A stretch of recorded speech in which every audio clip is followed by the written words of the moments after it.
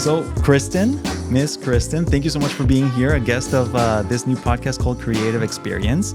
How are you doing today? I am amazing. I just have to take a moment and thank you so much for including me into your experience here. It's a great thing. No, thank you for being a part of it. It's amazing talking to different people of different walks of life, getting to know what their perspective is, as to how they have achieved their own success, right? It's pretty cool to be able to learn different things from different people, and then not to be honest with you, every single time I talk to someone, I take something new and I apply it in my life. Okay. So the pressure's on. No pressure at all. It's just that's the beauty of it. Yeah. It's just you being you, right?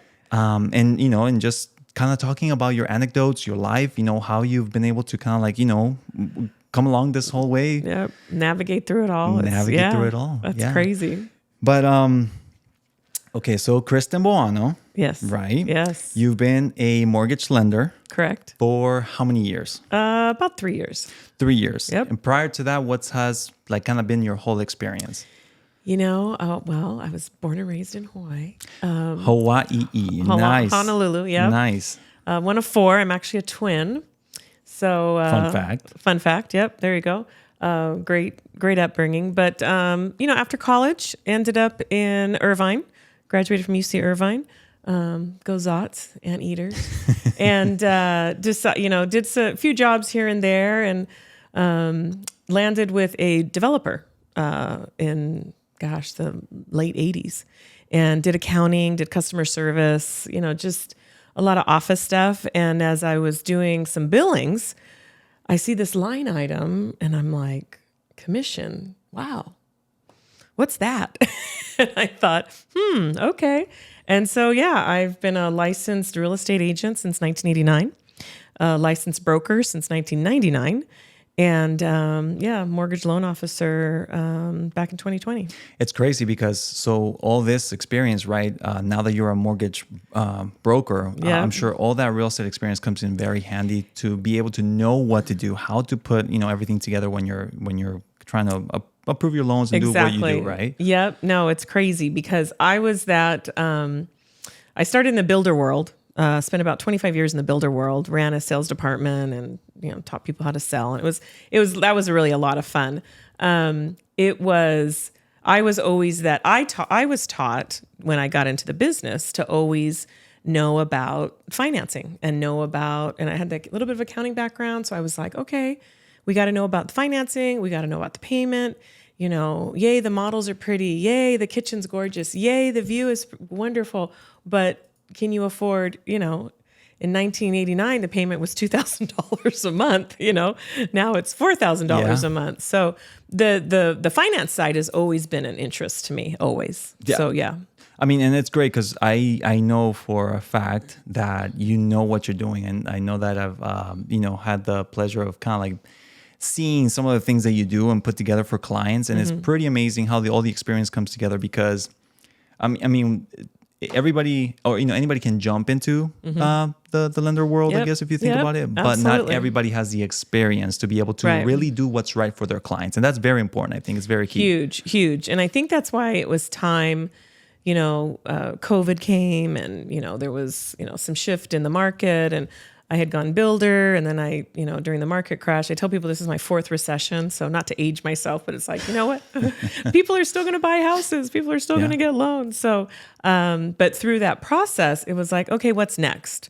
What does Kristen's life look like next? And so, mortgage just kind of fell into place. It made sense because you're right. It was easy for me to talk to people and to, let's see if this even's going to make sense. And, I'm probably one of those people I am one of those people who will get all the information up front. And then if it makes sense, I'll say, gosh, you know what, let's go, let's figure this out. Let's get the app in place. Or I'll just be, you know what, you're not a buyer today. And that's a tough conversation, but they would rather, I always tell people, you may not like what I have to say, but I'm always going to tell you the truth. And so, let's figure out a plan. Why aren't you a buyer today? What are the obstacles? What are the hurdles? And then we figure out a plan from there. Which it's really great because not a lot of people will take the time to actually, a lot of people are in it for the money. I mean, money drives everything, right? And it's okay. I don't think it's a bad thing either, but then they kind of forget about the human aspect of things. Like if you're not a buyer today, right? They kind of miss out on the opportunity of, well, they might be a buyer later down the line, right? So if I help them now with that process, will they come back to me or will they go to somebody else, right? So it can be a missed opportunity, right? But it's great that you see it that way or that you've learned to see it that way because then it allows you to retain that client when they are actually ready to make that purchase. No, it's true. We used to call it, you have an internal customer and an external customer, and I was always, one big. It wasn't, kumbaya all the time, but it was, let's see how we can help. Let's see how we can help, our escrow partners, our title partners, lending partners when I was on the sales side and now vice versa. So, I mean, I can't tell you the number of people I've had over the years where they're just like, gosh, thank you so much for talking to me. And, I don't think I can buy a house, but, maybe you can help. And so it's intimidating to go through this process. It really is. So, it's such a big purchase. Yeah. It's one of the biggest purchases that people are going to make in their lifetime. Right. Yeah. I mean, if you're going for that one home, maybe your dream home, or if this is just a stepping stone into multiple homes, it's still, they are big purchases. We're talking about hundreds of thousands, potentially millions, depending on, where you're buying. Right. So yeah, it can be intimidating. Absolutely. Yeah. It's absolutely. And then my role, I guess, I just, I don't know, they call it mama bear or whatever, but it's, hand holding and it's okay. And there's no such thing as a dumb question. That was one thing I think I learned early on.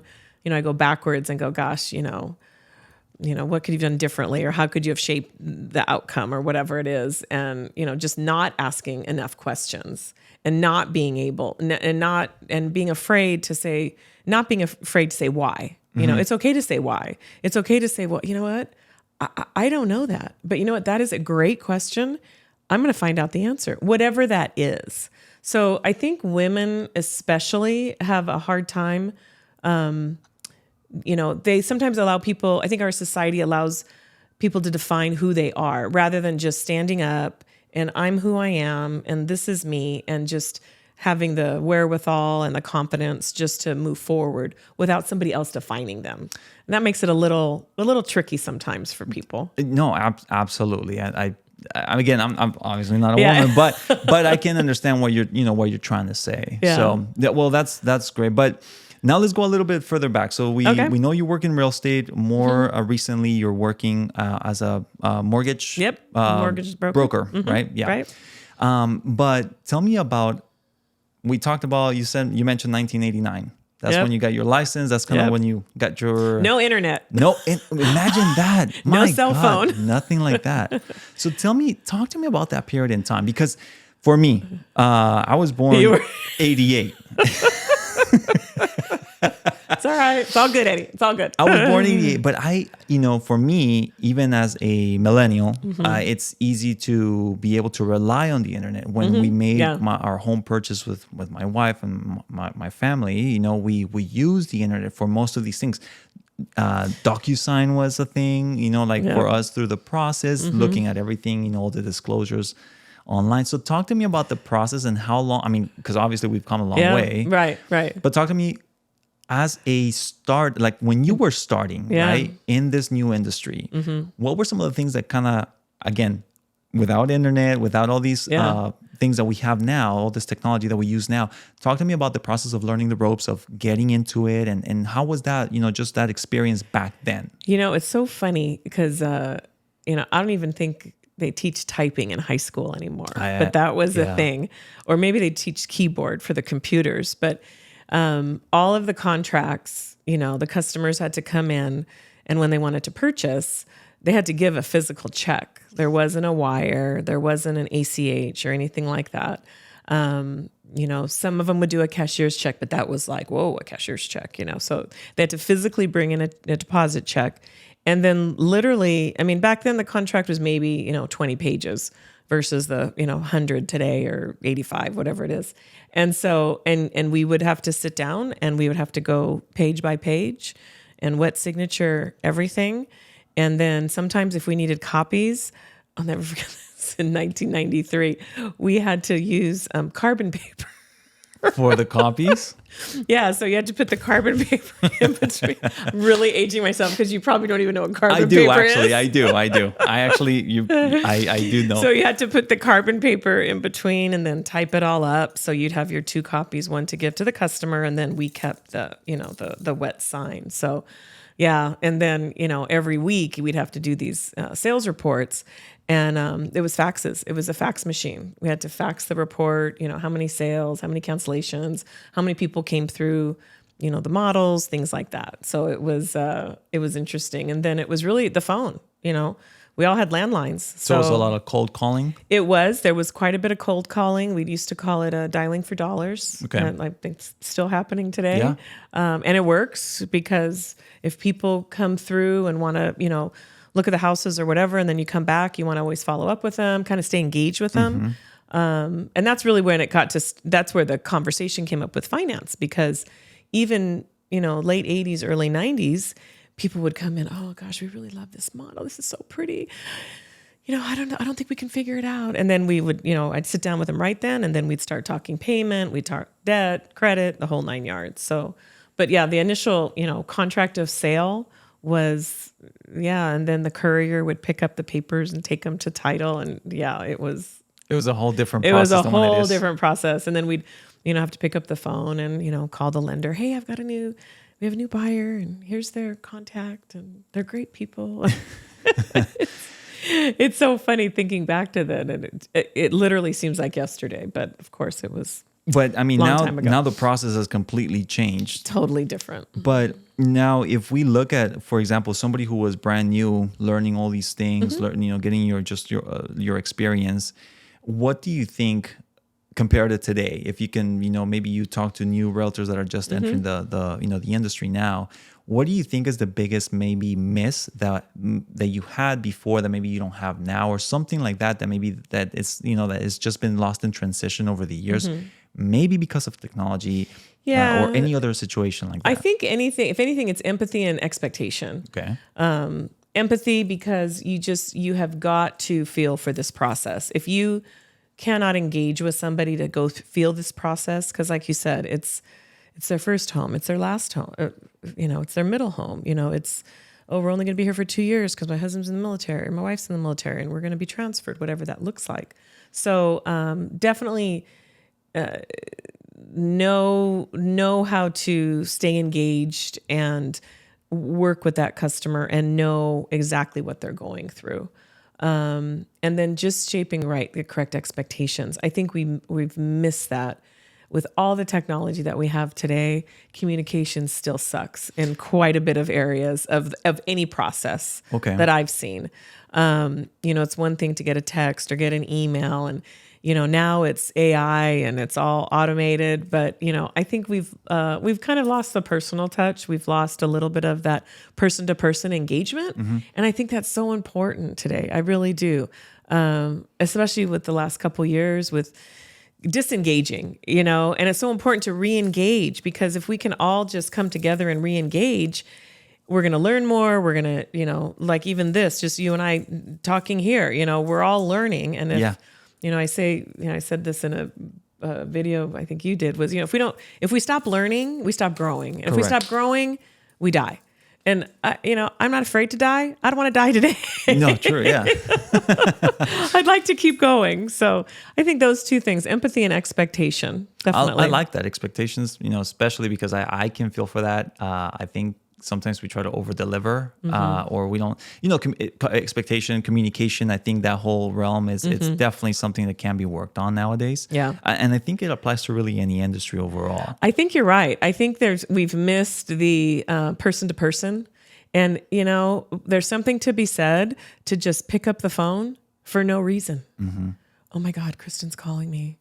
Something's wrong with my loan. Oh my God. Instead of, hey, Kristen's checking in with me. This is great. And so I don't care how busy you are. I don't care if you're doing 2 loans or 100 loans a month. There's no excuse for any loan officer, in my opinion, to pick up the phone and engage with that, with your customer, your realtor, your title rep, your escrow, whoever it is. I think that's so important. I know you're pretty good about that because I know you have a really, really good circle of influence, like a good networking. But you do pretty good networking overall. I have a lot of great people in my life. I'm very blessed. But you would think that it's like, for example, and I think I mentioned this in one of my, like, I think the first episode that we had for Creative Experience, that for me personally, it's been a challenge to get out there and network with people. But we went to last summer. We did. That's where we met. Yeah. We went to a network event. Yeah. I think it was Callaway. Yes, it was. It was a Callaway winery. Yeah. And I was CCS filming there did it. for CCS. Yes, Yeah. yeah. And I was filming, but I remember, and you came in and lit up the room, and it was just, like, hey, it was like the winery. such a big No, I hadn't even been drinking yet. Yeah, exactly. And it was just such a big presence, and you can feel it. You could feel it when you came in, everybody, and it was like, whoa, like, yeah, she has a lot of energy, positive vibes. Everything was really, really cool. So talk to me about that, because for me, right, and again, I'm just putting myself as an example. Yeah. I'm trying to be more. I'm not trying to change who I am. I don't think I'm an extrovert. I don't think I'm an introvert. I think I'm somewhere in the middle. I like to talk to people when I feel comfortable, but that there has to be some type of warm, introduction or something like that. That's me. Yeah. But for you, it's very natural. You're just that type of person, very bubbly, very happy, very positive. So talk to me about the process for you, like that you go through for networking with people and just opening yourself up, and how does that process work for you? Yeah. I guess I have to thank God, because He made me. So that's a big part of it. And then, of course, my parents, Sally and Bill did a great job in raising all four of us. And, there was never any fear. I think that's the biggest thing. I think a lot of people are fearful today. I've always kind of lived the business and personal and spiritual, just like, what's the worst that's going to happen? I'm going to go up to Eddie and talk to him, and he's going to say, get the hell out of here. Okay, well, whatever, you're lost. Yeah. So I mean, you go through that. It would have been my loss, by the way. No. Yes, thank goodness I'm not that type of guy. But I think it just, I think it's important to engage. I think that's the bottom line. I've always, like, if I can learn something from you, I'm going to take that away. If I can learn something from, we did a girls' trip over President's Day weekend, and with my gym friends, I go to the gym every morning, and we all know each other from the gym. And so we went out, and every person, the Uber driver, hey, what's your name? What's going on? And, next thing you know, we're talking, and he might need a loan in Texas. So it worked. I didn't talk to him because I wanted to get us a loan, but I'm just curious about people, And so I think we've lost the ability, I don't know if it's global, but I just think people are afraid to engage, and they're afraid to be curious. Okay. And I guess that I just have never had that fear. I really haven't. It's just, I guess I was born with it. I guess I don't know. I've always wanted to know more about the why. Like, well, when we were at that event, there was a lot of great people there, and I was just curious, like, hey, and it wasn't bullshit or anything, or anything like that. It was genuine interest, and so I think as a society, or as an area of body of people, the more we can engage with people, the more we can learn from people, the more we can grow from that. And then what a better world that would be. It sounds a little sappy, but I truly, truly believe that. I think we're all here for a reason. I think we all bring tremendous value. And I think sometimes we discount our own value. And I think it's important just to remind people, you know what, you bring value. Whatever you are here for a reason, and you bring value. So whatever that is, I'd like to learn more about it. That's so cool that you look at it that way, because you're right. I think sometimes we try to be humble in our own sense, and so humble that we actually just kind of shut ourselves down to not be able to talk about ourselves. I recently did a project with this young gentleman, and we were doing, like I mentioned to you, the video business card. Oh, amazing, perfect. Amazing person. If you talk to him, you guys would like just hit it off because you guys have the same type of personality. Like light up the room when you come in. Like just love to talk. He loves to learn about people. Yeah. So I figured, this is gonna be easy. So we start the project, and when we were going through the project, he could not bring himself to talk about himself. It was really hard for him to like just tell me who he was. Like, what do you do? And like all these things. Of course, I wanted to make it look good, right? Yeah. But I had to, and thank goodness he was very coachable. I had to coach him through it. Yeah. We went through the process of coaching while filming, and I just told him, "Hey, this is just a conversation. All we're gonna do is just pick the best pieces, Right. but like talk to me, Right. like if when you walk into a room, like how you light up people, and how people like just get excited to see you. It's the same process. Thing, yeah. So I think sometimes being humble. Is definitely good. Yep. But we shouldn't also allow it to impede in a negative way for us not to talk Right. about ourselves or like, put ourselves in, I wouldn't say a pedestal, but just allow like, I think there's valuable there. Yes. It's one thing. And you need humility in this business by all means. You absolutely need to have humility. But you're right. There's that fine line of, am I being this conceited, hoo-ha, look at me, or am I being this person who genuinely cares about the other person? Correct.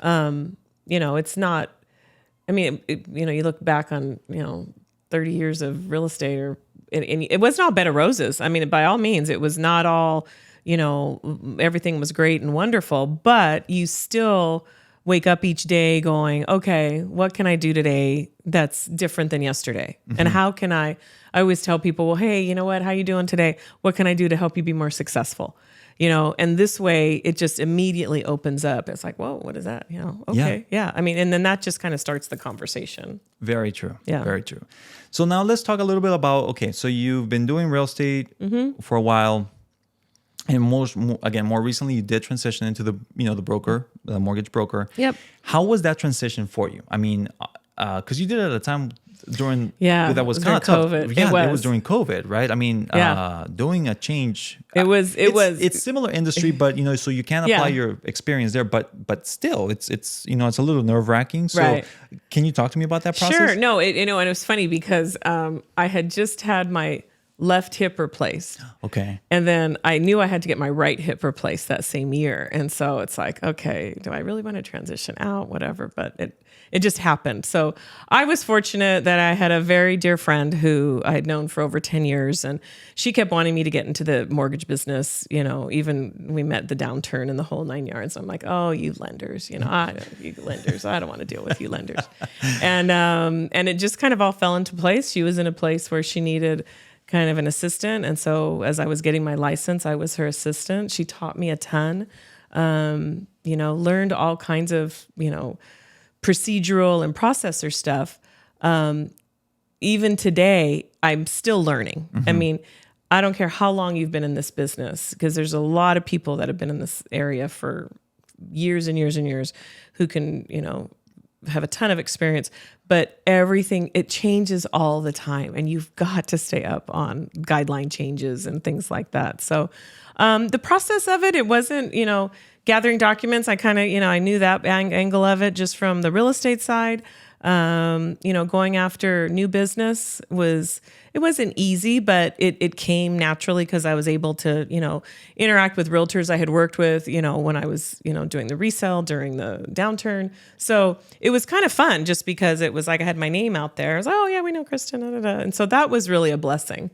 And so, as I transitioned to my new company this end of last year, a crazy leap. It's a much larger company, nationwide, licensed in all 50 states, remote, but the technology is just crazy. You talk about late 80s, 1989 technology to 2023 technology, and it's above and beyond. It's above and beyond. There's so many resources.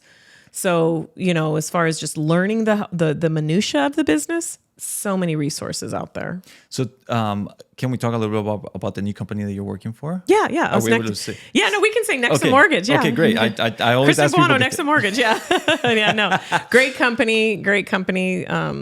They started in 2017. They were always a remote-based company, and they knew they were Zooming before the world was Zooming back in the day, and just it's kind of it's a best of both worlds, because it's really like a kind of like a real estate office, but for lenders. Gotcha. So I'm able to, work remotely, work independently, but still have all the resources that, a big company would have. I'm licensed. I'm able to be licensed in California, Texas, and Tennessee. And so it doesn't really matter where you live these days, because that's just the way it is. Yeah. But great company. Is Nexa, like you were mentioning it, so they use a lot of technology nowadays. And how has that helped you kind of like, continue to push your business now? Mike Cordes and Matt Gorella, who started Nexa, they had this crazy vision and have created so many platforms. I learned about them through a friend who she had referred me to them, to their loan officer support. Loanofficersupport.com, LOSsupport.com, is a platform not just for Nexans, as we call ourselves, but for every loan officer in the country. They can log in, they can go in, they can say, hey, I have a question about something, and they'll be live transferred via Zoom to a coach, another loan officer, anywhere in the country. We don't know, it could be anywhere in the country. And they can talk to them. Hey, I have this scenario. So if you have these new people who maybe don't have the resources in their own company, they can come to Nexa and get this free coaching, really. And it's crazy. That alone is something so unique to the business that it's catapulting us to the top. Oh, okay, hold on. Let me see if I get this right. Yeah. So as a loan officer, I'm a loan officer, but I'm not with Nexa. Right. I'm brand new to the industry. Yep. You're telling me that I can go to LOSsupport.com. Yep. And I can log in and I'll immediately get transferred via Zoom to another loan officer that actually works for Nexa. Correct. That may have years, like yourself, the years of experience and all these things. And I can just tell them, hey, this is my scenario. Can I get some help? Yep. Free of charge. Free. Not even affiliated with a broker. Correct. And they have that resource for everybody out there? Yep. Are you kidding me? It's crazy. That is crazy. It is crazy. They launched it, I don't know how many years ago. This year, they're launching something similar for realtors. Okay. For realtors to log in, and same thing, it's realtorsupport.com or realtorsunplugged.com. Well, Realtors Unplugged is another thing, but same thing. They may need a loan officer. Right. Hey, I've got this buyer. They're in, Idaho, and can I, talk to somebody about this file? And same thing, live transfer. Wow. It's crazy. The technology and the forward thinking is just, it's amazing. How much do people outside of Nexa uses? Is it utilized as much as it, because it sounds like a powerful tool. Mm-hmm. Huge tool. It is. I'd have to, I'm guessing we all use it as well. Yeah. So if I have the other thing is that there's lenders there. So let's say I have a question about a file, and I'm not sure which lender to take it to. I can be live transferred to somebody at UWM, somebody at Remen, somebody at, New Res, somebody at Home Point, somebody at Levin Mortgage, whatever it is. And then I can run my scenario by them and say, okay, great. Then I can upload the file or not upload the file. Yeah. And again, that's a service to the customer, because now we've really kind of dialed in what's going to make sense. Yeah. But it's utilized. It is a recruiting tool. We're always looking to grow the company and grow the business. And then when they come in, they're like, okay, well, is this really what, is it really that good? And it's like, yeah, it is that good. But I mean, even though it's a recruiting tool, it's still such a powerful resource for somebody to utilize. Because I mean, even if you want to stay where you're at, right? Do you know anybody else in the industry that kind of offers a similar process or similar resource? Not that I know of. That is actually pretty impressive, to be honest with you. It's crazy. It is. Yeah. It's crazy. Wow. That is really, really good. Yeah. That makes a huge difference, I'm sure, for, again, somebody who maybe is just starting and doesn't know what to do. Yeah. Having that resource available to them is very cool. It is. And we're not shy about it. So every Wednesday we do a thing on Facebook Live, Realtors Unplugged. Okay. And every kind of topics. This week was social media. Last week was, a bank statement program. The week before that was how to cultivate leads. I mean, there's so many different things, and it's free. It's free to realtors. It's just another resource to engage and to help again, it goes back to engaging with our people, Yeah. which we don't do enough of in our lives and in our society. So the more we can all reach out and work together and engage, the more we're going to be able to help everybody. Correct. And it's for the greater good. It is for the greater good. I know. I'm a true believer of that, and I'm telling you, I'm trying to apply that myself now. And just reaching out to more people, providing or adding value to them. So that before you have a lot of value. I appreciate that. I really, really appreciate that. I really, truly do. And but being able to add that value before asking for something, from them. Right. Because I think again, I learned that during this whole process that it's very good. It's easier to, it's human nature to go out there and say, I want to take from you. What can you give me? Right. Instead of, hey, how can I add value to what you already have? Right.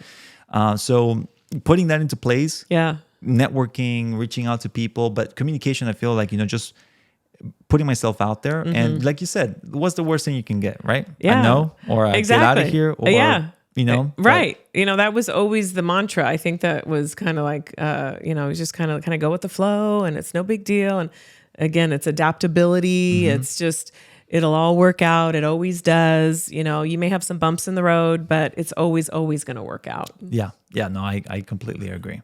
Now, you also mentioned earlier to me that at the beginning of this year, another powerful resource that Nexa has is like an academy, right? Yes, yeah. And now I forgot about that, but that's like another little side gig too. There's a few things going on. Because now you're a part of that, correct? Yes, I am. Talk to me a little bit about that. Very exciting. So as you onboard with Nexa, depending on your level of experience, because we'll take your brand new, I just got my license person, to your retail. I used to work at a bank, and now I want to come from retail to mortgage. So the Nexa Academy allows you to come in, and you are given an instructor. So that would be me. And there's about 12 of us, 15 of us, and we each have 10 to 15 students. So a big group of students, and it's a great opportunity. It's just a teaching time. Everything is still done via Zoom. So camera on, ready to go. Huge training opportunity. You basically are in there for, either 6 loans or 6 months, but it does allow a brand new person to come in and have these resources that are just crazy. You learn how to take an application. You learn how to ask questions. There's a whole sales side. We have a coaching requirement with Vision 2020 with Christine Beckwith. Absolutely amazing. Incredibly stupid affordable for what the students are getting. And it's just, everything's recorded. So if you miss something, you can jump on, hey, I watched that class, Kristen, but I forgot how to put this file together. Okay, well, I'm going to show you how to do this here, but I really encourage you to go back and take a look at that video on, go talk to this instructor about down payment assistance, or this video on DSCR loans, or a bank statement loan, or non-QM, or manufactured, or Fannie Freddie traditional. There's, like I said, it's overwhelming for the brand new people, but we chunk it down for them. Like I said, there's live support pretty much from 7 a.m. to 7 p.m. I'm in a live Zoom room daily from 8 to 12 Pacific time. Wow. So if somebody comes in, it could be my students, it could be, a student from all over the country. So I think the biggest eye opener for me, it's been a tremendous honor and experience to be a part of the Academy. Christine Wake runs it. Angel and Richard are just fabulous with all of us and just managing it all. I mean, it's a large body of people. But we're, I've been in Southern California for 30 plus years, and I've only really focused on this market, but to realize, Georgia, Indiana, and Florida are on fire right now. I don't care what the news says. Yeah. But it just is a reminder of this bigger thing that we're a part of. That's such a blessing, huge blessing. And again, engaging with the people, staying in touch with them, being intentional. That's really my word of the year, is being intentional. Because I think, again, the more relationship driven we can be, and the more engaging we can be, everybody wins. Everybody wins. That's the bottom line. No, that's fantastic. I like that. Be intentional. I'm gonna take that. I'll take away. I'm already putting it in my bag. That was my word of the year. Is just if we could all really just be intentional, and just do it. I mean, don't wait for tomorrow. Just do it. Yeah. Just do it. So it goes to show, because you've been part of Nexa for it hasn't been been a year, right? No, and you're already a part of the academy, which is again an honorable 12 huge to 15. honor. Yep. And huge so honor. it just shows that your experience, again, being in this industry, obviously they see the value in you, and to be handpicked to lead, 10, how many students do you have right now? I have 18 students. Wow. From all over the country. That is all amazing. over the country. And it's, that's the joy, in real estate, the success and the happy is, yay, it closed. Here's your keys. Yeah. And then the other side is, the same thing with the loan, oh my gosh, congratulations. Yeah. Don't forget that loan coupon the first month, So it was buried in all the docs. Right. But then with this, it's just the satisfaction of, taking these brand new people and just growing and watching them succeed and, getting their first loan closed. Which is shared success, because now not only are you hustling for your own business and continue to do all that stuff, now on the side, you have all this shared success with these people that you're training all over the country, different situations, different scenarios. And I'm sure you're learning a lot from them, from their markets and everything else that's going on, right? Absolutely. Absolutely. Different markets, different, loan amounts, the minutia of that. Yeah. But the one common denominator, Eddie, is it's buying your house. Yeah. It is home ownership, building real estate wealth.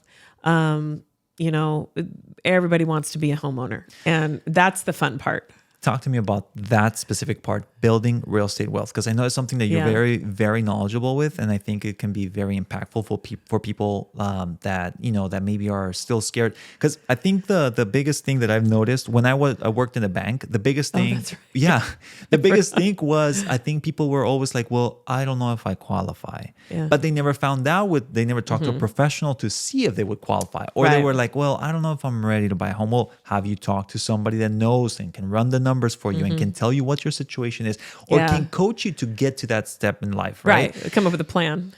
So, I mean, let's build up to building real estate wealth. Yeah. So if you were to talk in the most, I guess, for somebody to kind of like understand what it takes to get to that point, guide me through the process of buying, if you can, and just tell me what that looks like all along, to the point where you're finally at some point down the line where you're like, hey, now I can build or start building real estate wealth, or I've built real estate wealth. No, great question. So if it's your first home, you go FHA, 3.5% down. If you don't have the 3.5%, we do a down payment assistance. Interest rate's going to be a little bit higher, but the risk is greater to the lender because you're not coming in with the down payment. Still have to come in with some closing costs, but either way. So my conversation would be, what's the play? What's the play for Eddie? What's the play? Is it a 2-year play? Is it a 5-year play? You going to stay in this house forever? I don't think you're going to stay in this house forever. I think the goal is to get in. I get it. It's not the Taj Mahal. You may have to change the carpet. You may have to paint the walls. As long as we have a roof, passes inspection, we're good to go. There you go. Yeah. So you buy you bite the bullet. Oh, but I'm only renting for $2,000 a month. Effectively, you're paying $3,000 without the write-off, and you don't have the ability to save because you're building equity. So we get you in your first home. You set up biweekly payments to the lender. Now you're paying off the principal quicker. Well, I don't know that I want to do that. It's too stressful. Okay. Then make 1 to 2 payments a year towards principal.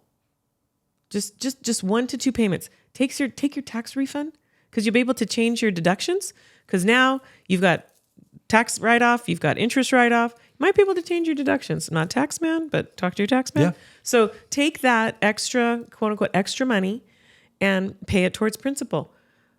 Pay $100 a month towards principal. Whatever it is, that is your nest egg. Now you've been in the property 2 years. You're going to have some appreciation. That's just the way it is. So you've got some appreciation in the property.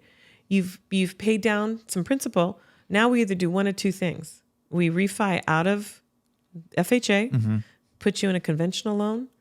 Maybe we get that money out of it, and now we go buy another property. Okay. Or we stay in the property, and we still do a refi, and we get the money out, and we go buy another property. Now that property could be an investment property. Now the guidelines for this are going to be totally different than your first-time home buyer. You can do an investment loan. If you don't have 30% down, you can do DSCR, which is called the debt service cover ratio, which is a whole nother animal. But now you've got a rental property. Now you try to do the same thing on that property. And then you do the same thing and the same thing. And next thing you know, if you're playing it very, very smart, you've got, 2 or 3 properties. How old are your kids? Right now, 14, 6, and 4. Okay, well, the 14-year-old, not so much. Not so much. The frontal lobe is not fully fully together. But your babies, you can do that for them for 2 properties in 10 years. There's your college, or there's your retirement. Yeah. So I don't care what the interest rates are. I don't care what I am not a fan of the news. I follow Barry Habib. I encourage everybody, go watch him, go subscribe to him. But he dumbs it down and he takes whatever's out there and it just makes sense. So I'm a firm believer in just building that real estate wealth. I just think it's your best play. I really do. One of the things, and thank you so much for that explanation. Like I'm sure it opens up the doors for people who are like, oh crap, it's that simple, or that's the process. Yeah. Because I'm sure people want to know, but they don't ask these questions, right? The information is out there. It's just, again, you have to go talk to people. Yeah. And engage and talk and ask questions. Yes. I think that's one of the other things. A lot of people they're afraid to ask questions. Ask questions. Yeah. It's okay. There's no dumb questions. It's okay. It's true. It's true. Now, tell me, if we deep dive into the whole part of like, okay, what's the difference between somebody paying rent right now, $2,000 a month, okay, versus let's say I do pay $3,000 for my mortgage right now with interest rates and everything I can get right now. Let's say I'm paying $3,000. Oh my God, my rent, my mortgage is gonna be $1,000 extra that I'm paying, than what I'm paying for rent right now, which is $2,000. Right. Am I missing something here? Explain that to me, because I know you're pretty good at that. So if you're renting for $2,000 and you are married, they raised the standard deduction, I think to $25,000. I'm not sure, something like that. So now you have your real estate, you have mortgage interest. So on a $400,000 loan, you're going to have, 15, 18 grand, 20 grand in interest. Yeah. Well, it's actually probably higher with the interest rates. True. But they are. Yeah. And then you're going to have your property tax write-offs. So those two alone are probably, again, check your tax man, are probably going to exceed the standard deduction. And then you get your kids, throw them in there. Yeah. And so now you're getting, it's more of a deduction for you. So you're able to get that money back. And now, what about the part about, because you've mentioned this before, if I'm paying rent, I'm paying somebody else's mortgage. Yeah. Versus if I'm paying my own rent, my own mortgage, then I'm building equity over the long term. Right.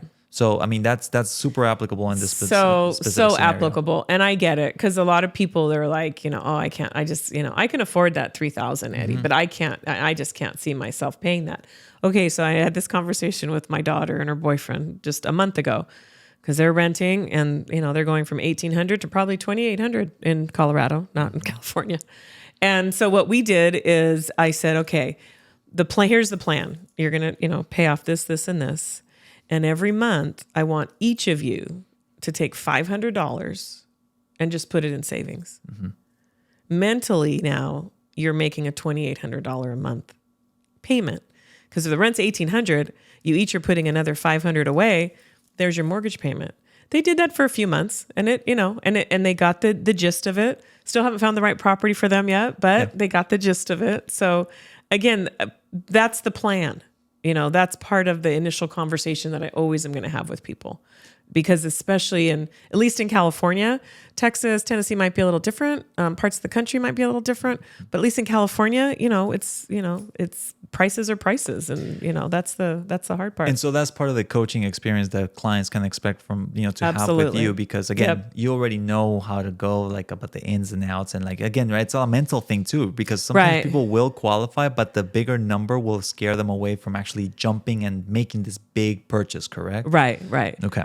Yeah. It's scary. And, that's part of the loan officer's job, is to not make it scary. Yeah. No, which is great. And you do a fantastic job, by the way. So thanks, thanks for explaining all that. I appreciate it.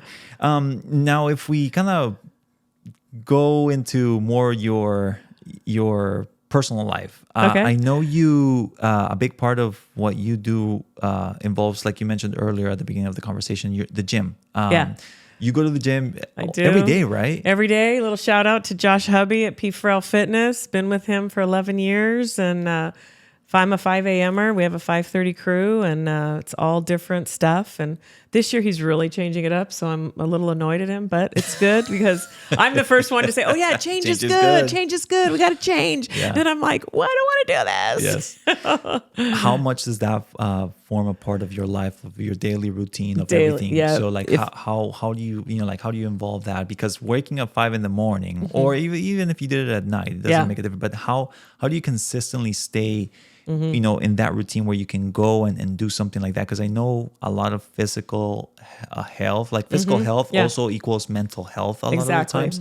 Can you guide me through like how that works for you? COVID really killed a lot of us with that, because, we tried doing the virtual gym and all of that, and it just wasn't the same. You have this group of these great people that are, we see each other at 5:30, and it's not pretty sometimes in the morning. So we're all there together trying to get it all together.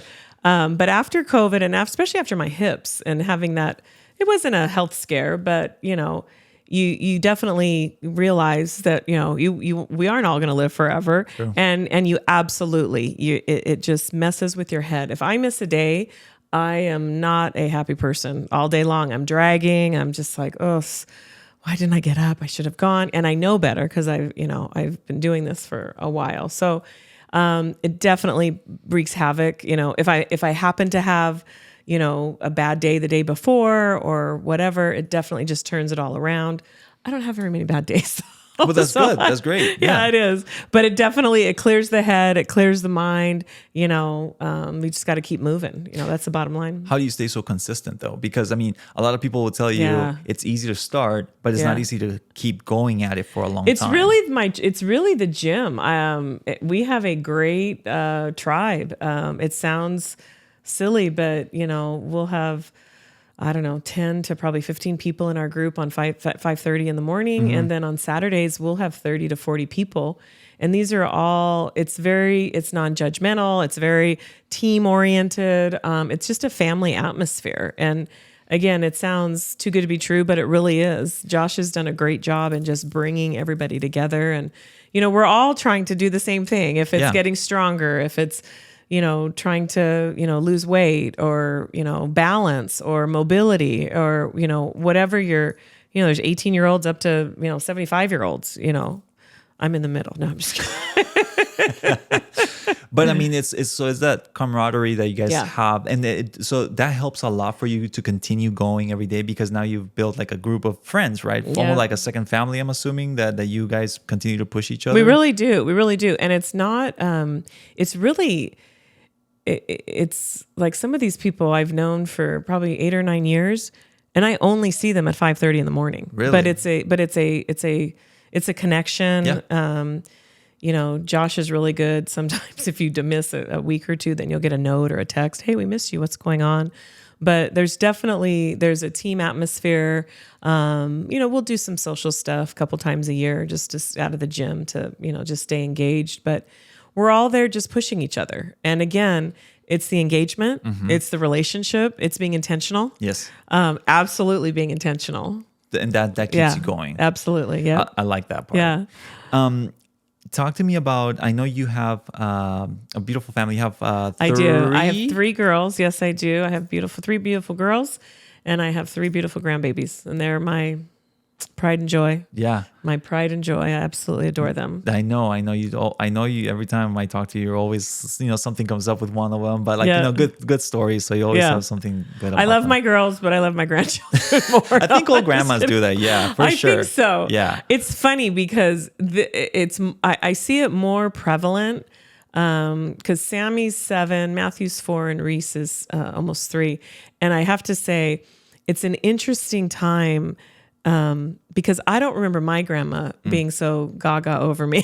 I mean, she probably was, but it's an interesting dynamic because, I have a lot of friends and we're all in the same group and we call it the young grandma group because, we're the fun grandmas and all of us really don't give a crap about our kids. We just love our grandkids. So you can ask any one of my friends and we're like, oh, we love our grandkids. Okay. Our kids are fine. We love our kids. I mean, I love my kids. So, but of course, it's a different type of love, I think. It's different dynamic in this generation. So, one of the things I wanted to ask you as we're coming to like wrapping this whole thing up, if you had to have learned something, or if when you were, obviously you have so many years of experience, and now that experience is so helpful to your clients.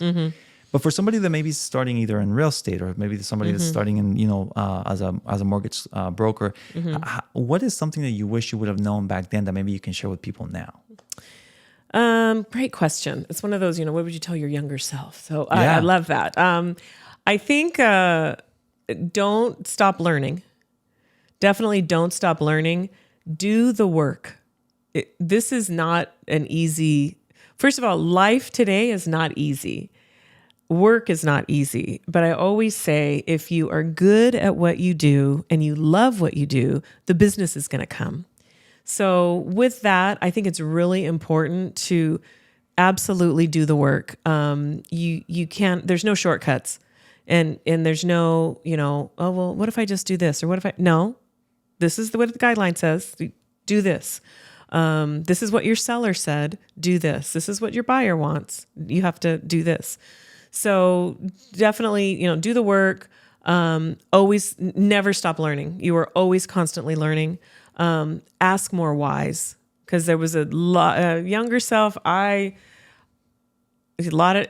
yeah, okay, sure, yeah, okay, yeah. And then, like, why didn't I ask the question? It's okay to not know the answer. It's okay to fail forward, and it's okay to screw up.